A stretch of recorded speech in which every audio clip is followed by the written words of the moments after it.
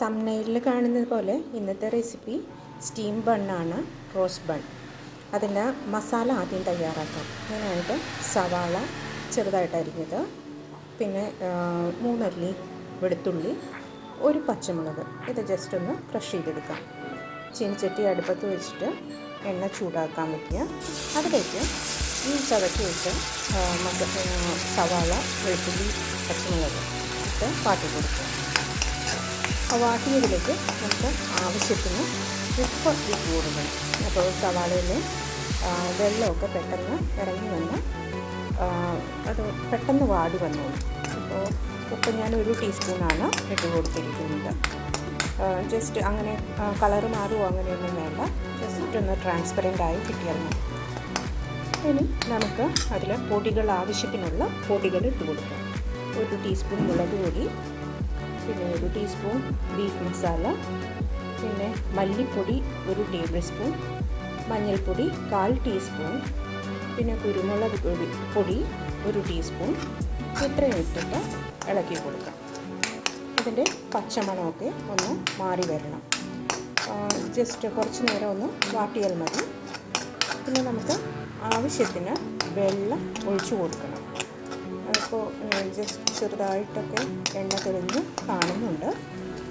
നമുക്ക് ആവശ്യത്തിന് വെള്ളം ഒഴിച്ചു കൊടുക്കണം. നമ്മൾ മുട്ട പുഴുങ്ങി വെച്ചിരിക്കണം. ഇപ്പോൾ ഒരു 1/4 കപ്പ് വെള്ളമാണ് ഞാൻ ഒഴിച്ചു കൊടുത്തിരിക്കുന്നത്.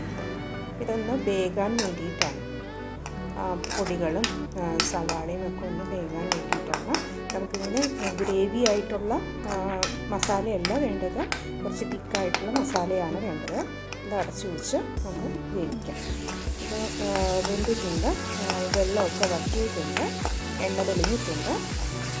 ഇപ്പോൾ മസാല തയ്യാറായിട്ടുണ്ട്. ഇത് നമുക്ക് ചൂടാറാനായിട്ട് മാറ്റി വയ്ക്കുക. ഞാൻ മുട്ട പുഴുങ്ങി മാറ്റി വെച്ചിട്ടുണ്ട്. അത് പകുതി കഷ്ണങ്ങളായിട്ടാണ് വെച്ചിരിക്കുന്നത്.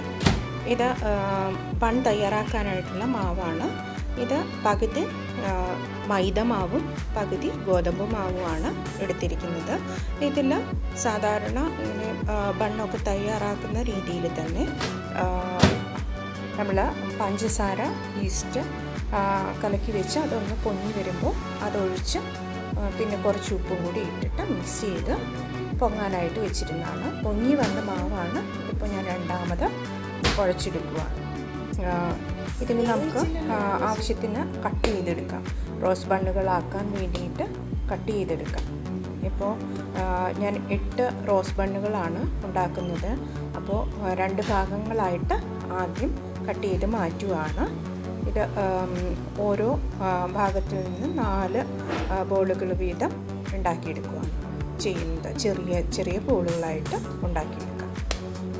അപ്പോൾ നമുക്കതെല്ലാം ഒരു എണ്ണ തടവിയിട്ട് നമുക്ക് പരത്തി എടുക്കാം.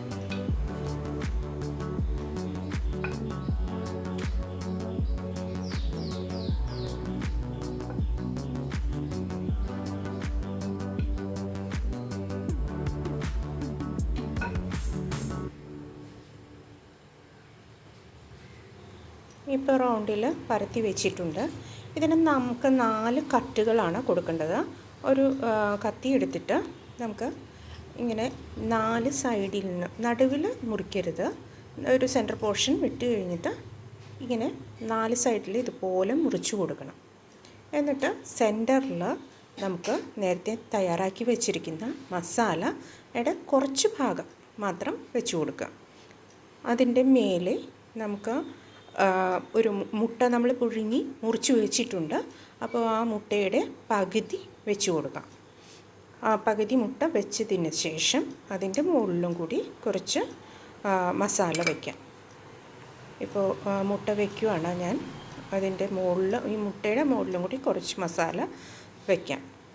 എന്നാലാണ് ഇപ്പോൾ ഈ മസാല എല്ലാനും ഉണ്ടെന്നുണ്ടെങ്കിലാണ് നമുക്ക് ആ മാവിനും കൂടിയിട്ട് രുചി കിട്ടുകയുള്ളൂ, ബണ്ണിന് രുചി കിട്ടുകയുള്ളൂ. അങ്ങനെ മുകളിലും താഴെയും വെച്ചിട്ടുണ്ട്. ഇനി മടക്കുന്നത് എങ്ങനെയാണെന്ന് നോക്കാം. ഇപ്പോൾ ഒരു പോർഷൻ ഇങ്ങനെ എടുത്ത് ഇതുപോലെ ക്രോസായിട്ട് ഓരോ പോർഷനും അങ്ങോട്ടും ഇങ്ങോട്ടും ക്രോസായിട്ട് മടക്കി ഒട്ടിച്ചു കൊടുക്കുക. നമ്മൾ വെള്ളമൊന്നും യൂസ് ചെയ്യേണ്ട കാര്യമില്ല, കാരണം ഇത് വളരെ സോഫ്റ്റായിട്ടുള്ള മാവാണ്. തന്നെ ഒട്ടിയിരുന്നോളും. ഇപ്പോൾ ഇത് മുകളിൽ നിന്ന് നോക്കുമ്പോൾ ഒരു റോസിൻ്റെ പോലെ ഉണ്ട്. ഇതിങ്ങനെയാണ് റോസ് ബൺ തയ്യാറാക്കുന്നത്. ഇപ്പോൾ നമ്മൾ ബേക്ക് ചെയ്തെടുക്കുകയാണ് ചെയ്യാറുള്ളത്. ഇതിപ്പോൾ ഞാൻ സ്റ്റീം ചെയ്യുകയാണ് ചെയ്യുന്നത്.